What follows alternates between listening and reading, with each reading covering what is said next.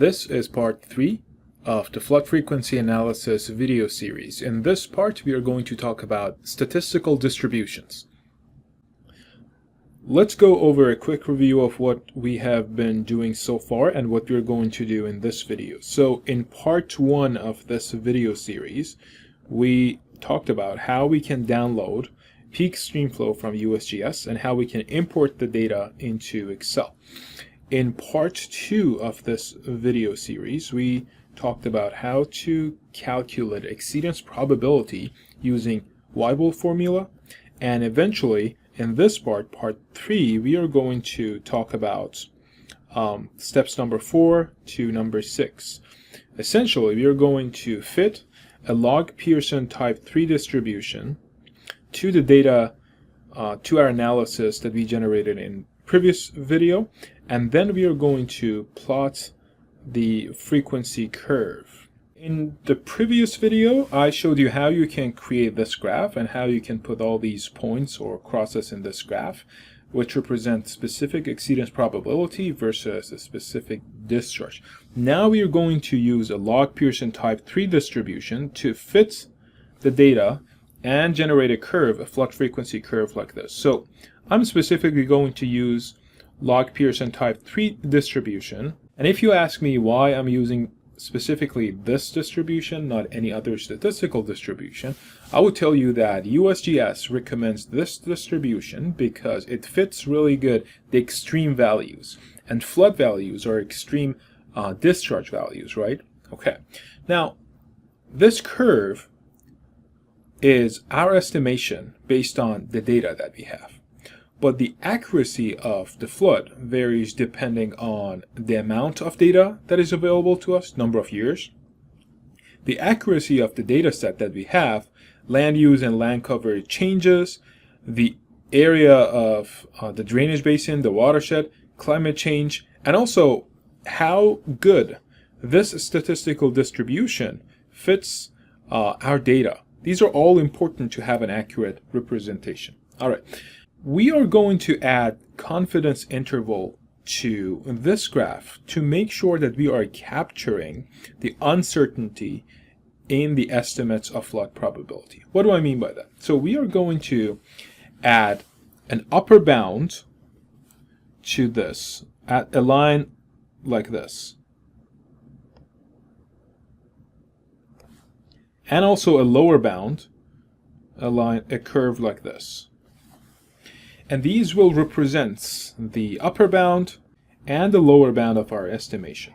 What do I mean by that? So essentially, statistically speaking, these two curves, the red one and the blue one, are going to tell us the percent confidence interval. Let me give you an example. Right over here, we are talking about a flood that has a return period of 100 years. Essentially, P would be 1 over 100 or 1%. Okay, so this represents a 1% exceedance probability. So I can use the confidence intervals, the curves, to find out what is the range of discharge specifically for this 1% flood that I'm talking about. So instead of having only one number, which would be right over here, I have a range, I have a confidence range. So you can have, for example, let's say you can have a 90% confidence interval for this relation. This confidence intervals simply tell you that we are 90% confident that the true magnitude for a particular exceedance probability lies between the confidence limit lines, the red one and the blue one. In other words, you can interpret that in another way as well. So you can tell that there is 10% chance that the true value lies somewhere outside of the confidence interval lines, right? So again, we are these confidence intervals, the red one and the blue one, tell us that we are 90% sure that the true value of this flood for exceedance probability of 1% lies in between these two lines. Okay.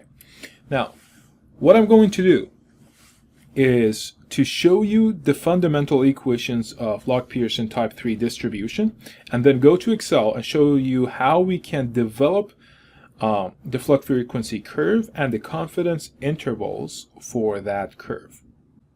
In order to fit a log Pearson type 3 distribution to our data, we need to calculate some statistics. First of all, we need to take the base 10 logarithm of our ranked discharge values. And in Excel, I'm going to use the function of log 10, which represents the base 10 logarithm of whatever value that we want to take the logarithm of. And then we need to take the average of all these xi's that we are going to calculate. So this is the average, and in Excel, the function for average is simply, all right, and eventually we're going to calculate the standard deviation of the x values that we have. In the standard deviation, you have average, and you have xi's, and little n over here is the number of years, the number of data that we have. Okay. Standard deviation in Excel can be used, and also the formula for that is STDEV. This will give you the standard deviation of values that you are using. All right, this was basic statistics that we need to use. Now let's talk about specifically log Pearson type 3. We need to use this equation for log Pearson type 3. In this equation, y is base 10 logarithm of fitted discharge. X bar is the mean that I showed you how to calculate in previous slide. K is a frequency related factor. And sigma over here is standard deviation that you can calculate using STDEV function in Excel. All right, so first of all, let's see how we can calculate this frequency related factor.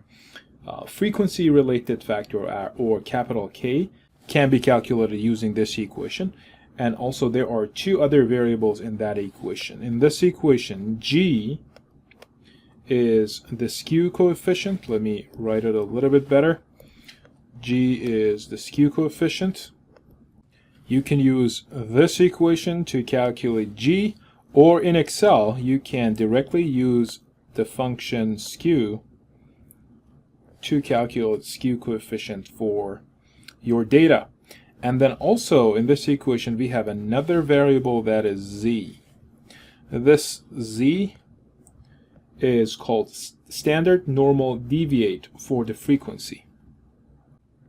There are different tables that allow you to look up the value of Z, or if you are using Excel, you can use a function in Excel to calculate Z automatically, and the function is norm.inv of your data, and it will calculate Z for you. Alright, eventually once you calculate Y, remember that Y, as I said, is base 10 logarithm of your fitted discharge. So you need to get the anti-log of Y to calculate fitted discharge and graph it against probability, and you get a curve like this. Okay, so this is your curve. Now we want to calculate confidence intervals, right? We want to calculate the lower limit and the upper limit. The upper limit is this one again, and this is a base 10 logarithm of the upper limit fitted discharge, and the lower limit, let me write that this is the upper limit, and the lower limit is this one, and it's a base 10 logarithm of the lower limit fitted discharge. So this is the lower limit, and once you have those, you're going to take the anti-log of that as well, and you will end up having the confidence intervals for that. In my Excel sheet, I'm going to have a table that gives you the values of K for lower limit and upper limit for 95% confidence limits. So the values that I will show you in my Excel sheet are related to the coefficients for 95% confidence intervals of flood frequency curve. Alright, so these are all the equations that you need to know about log Pearson type 3 distribution fundamentals. Now let's move to Excel and I will show you how you can do all of these calculations in Excel. Alright, this is what we developed in the previous part of this video series. Now we're gonna take it from here and add a log Pearson type 3 distribution to this curve. So we don't need this equation anymore. I'm going to delete it from my Excel sheet. Also, I'm going to delete these lines over here and move this graph out of the way and start adding more columns over here. Okay, so the next thing that we need to do, we need to calculate the base 10 logarithm of the sorted queues. This would be my x. So I am going to get the base 10 logarithm of the sorted queues, and the sorted queues are listed right over here, right? So to do that in Excel, you just need to type log 10, which gives you the base 10 logarithm of a specific cell that you want to. And eventually you can double click over here so it will calculate it for all the values that you have. All right, so this was your log 10 values right over here. Now we need to calculate the average of these, the skewness of these, and also the standard deviation. I'm going to start with the average. So I'm going to calculate x bar, which represents the average of these values. So that would be average of this, all the values in this column. And next, G in the set of equations that I presented in the slide to you. G is the skewness of the log values. And to do that, you just need to type skew and then select the numbers. There we go, over here. And eventually the last thing that you want to calculate is standard deviation. I want to write STDEV, that's standard deviation. And in Excel, if you type STDEV and then select the numbers, that will calculate the standard deviation for you right over here. All right, now that we have these, we can go ahead and calculate the value of K. If you remember, this K is a factor that we'll use in the distribution equation. All right, so I have the equation for K, or the frequency related factor over here. G is the skewness that we calculated right over here. And in this equation, we have Z. Z is the standard normal deviate for the frequencies, and it is calculated based on the exceedance probability that we have over here. This is the function norm.inv in Excel that you're going to use to calculate Z. So 1 minus probability, and we have the percent probability over here, so it would be 1 minus this number divided by 100, because this is in percent, right? This 0 over here is mean and 1 is standard deviation. And we are going to use the values of 0 for mean and 1 for standard deviation. Why? Because in this function, if we have mean equal to 0 and standard deviation equal to 1, this uses the standard normal distribution, and that's what the distribution that we would like to use. All right, so now the only thing that I want to do, I'm going to write these equations right over here and show you how it results. All right, I have written the equation over here. Notice that Z is written right over here, and notice that probability, instead of writing P, I have probability divided by 100, because the values of probability that I have in this column, they are in percent, so I had to divide it by 100. All right, this is the value of K. Now this gives you more than 2 digits. I can click over here to decrease the decimals, so it shows, there we go. And then what I will do, I'll double click over here to calculate all the K values here for me. And this is how you calculate frequency related factor. Next, you need to calculate the values of y using this equation. So you have x bar right over here. You calculated different values for k, and you have the value of standard deviation.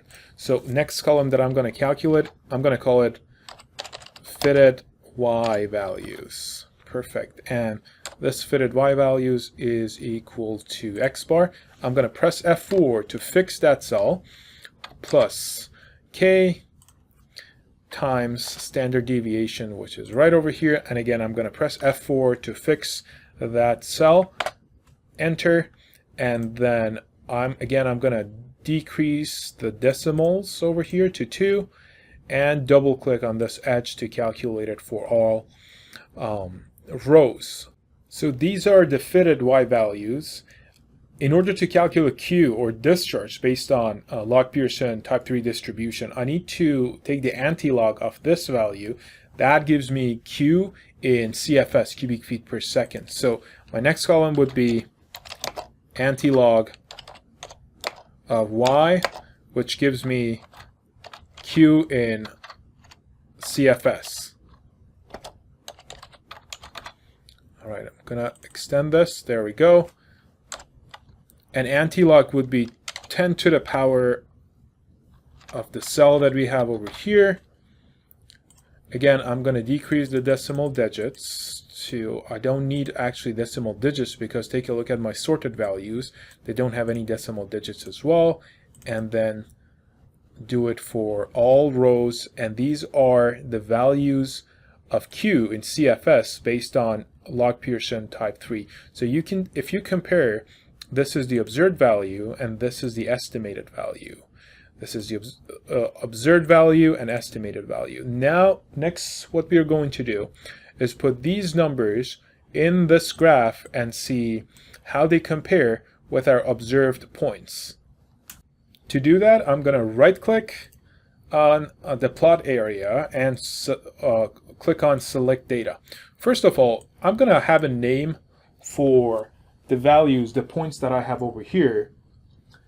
So I'm going to click on Edit, and then for the series name, I'm going to write empirical frequency and select OK. Now I'm going to add a new curve over here, and this is going to be my log Pearson type 3 distribution curve. So it would be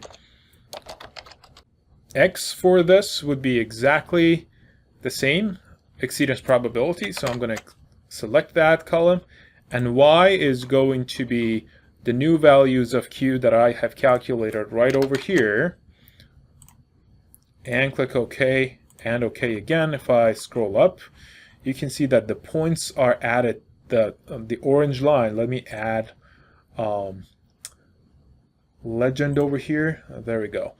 Although I do not want to have the orange dots over here, I want to have a line. So when you select them, again, when you select these orange dots, if you right click them, you can change the series chart type over here. And then over here, instead of having scatter, you can have a line and then click OK. Now you can see that instead of having all those dots, I have a line over here.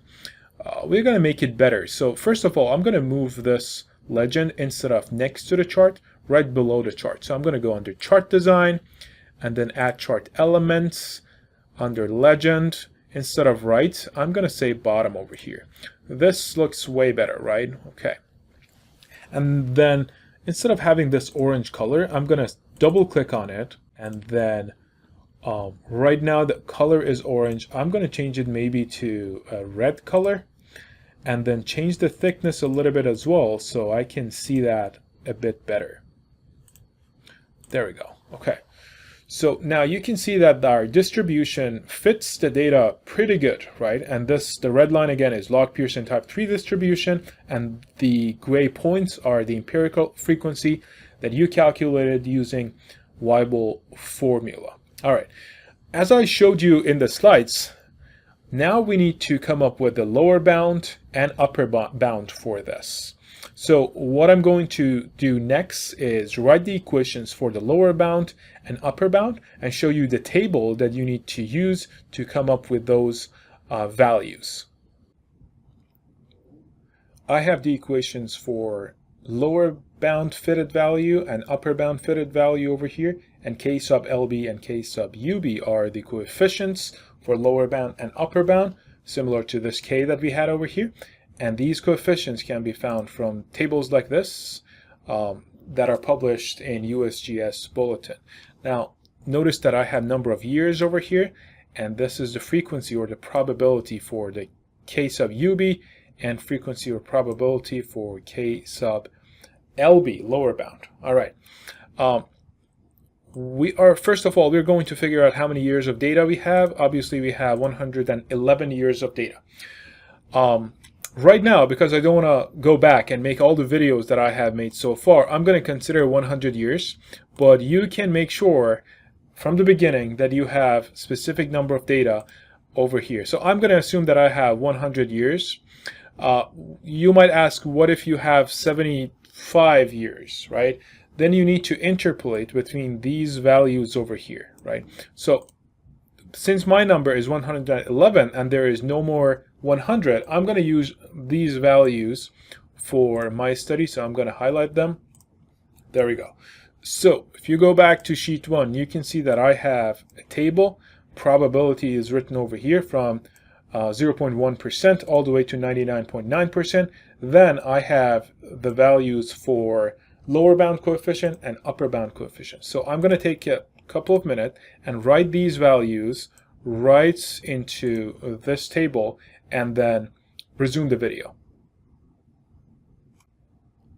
All right, now I have the coefficient values over here. Let's add some columns and go ahead with our calculations. The first column that I want to add is K, lower band, and then based on that I will calculate Y, lower bound, and next one is K, upper bound, and based on that I will calculate Y's, upper bound, and eventually I will calculate discharge in CFS, cubic feet per second, lower bound, and eventually discharge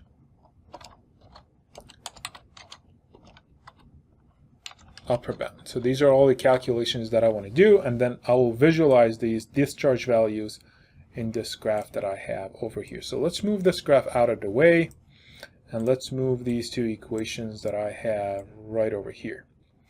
All right, so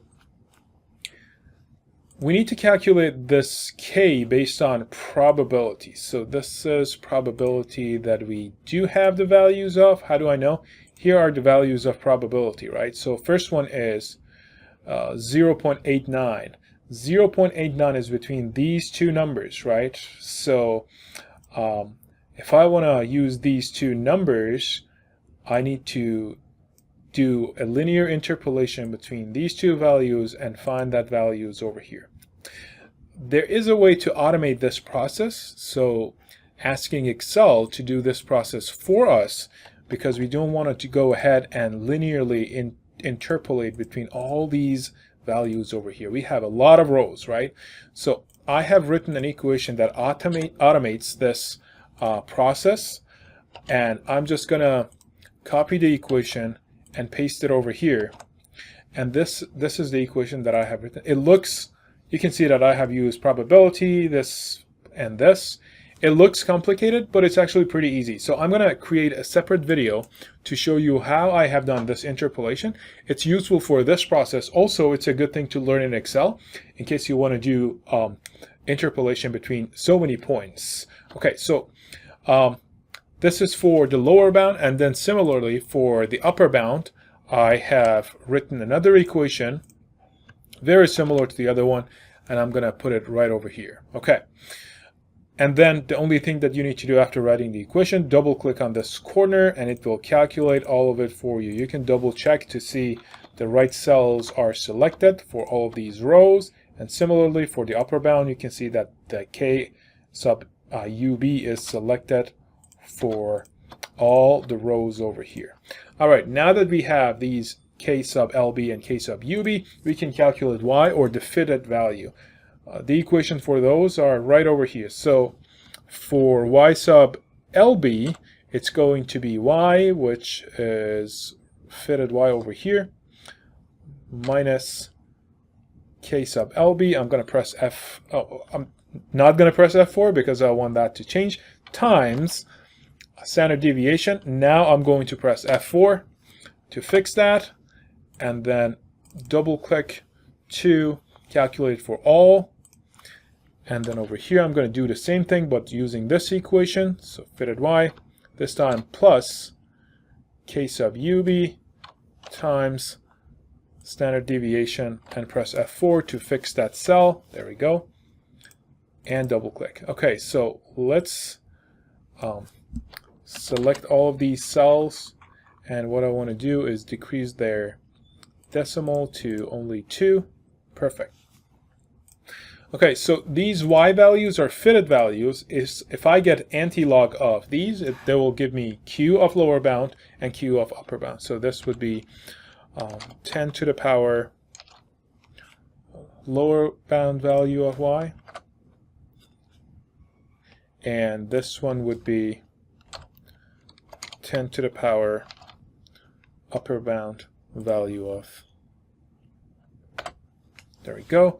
Okay, again, I'm going to decrease the decimals over here to only 2. Perfect. And here we go. Okay, so now I have lower bound Q and higher bound Q, and this is the 95% confidence interval, right? So now I'm going to visualize those. So let's add, I'm going to click on the plot area, add data. Going to click on add. The name for it would be 95% upper bound. X value is obviously the probability, and Y value is going to be the Q up. And okay, let's take a look at it. You'll see that the line is added over here. In order to see it better, I'm going to first of all select data. I'm going to get rid of the empirical frequency so I can see the lines a little bit better. So uncheck this and click OK.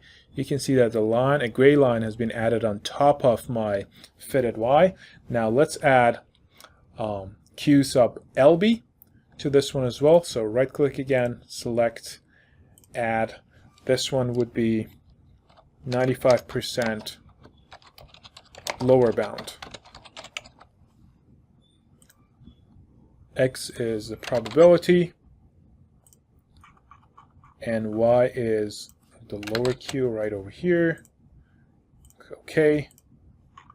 And let's see the graph right over here. You can see the line, the yellow line that is added over here. So I'm going to double click on my Y values. Y values are right now are logarithmic. I'm going to uncheck this so you can see the difference a little bit better, right? Okay. Let me spend a little bit more time on this and change the colors to make it a little bit nicer. And then I'm not going to pause the video so you can see what I'm doing and how I'm going to make this graph a little bit nicer.